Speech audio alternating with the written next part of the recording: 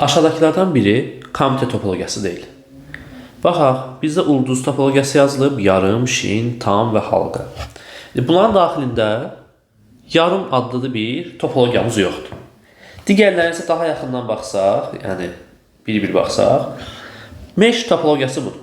Tam topologiyada adlanır ki, variantda zaten tam göstərilib. Mesh topologiyası şəbəkədəki bütün komitələrlə bir-birinə əlaqələnə biləcəyi bir topologiya növüdür. Daha sonra halqa davari topologiya, ingiliscə isə ring topologiyası isə komitənin halqavari şəkildə və bir istiqamətdə məlumat ötürə bildiyi topologiyadır.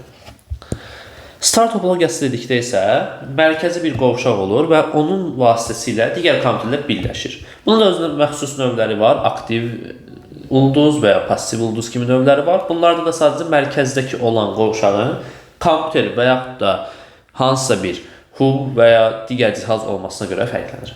Bas topologiyası dedikdə isə, yəni şin topologiyası dedikdə isə ardıcıl şəkildə birləşmiş, hansı ki bunlar magistral adlanan vahid bir kabelə birləşir. Həmin o kompüterlərin birləşməsinə biz şəbəkənin şin topologiyası deyirik. Şin topologiyasında kompüterlər ardıcıl formada birləşir və sadəcə bir kabeldən istifadə edərək məlumat axınını təmin edir.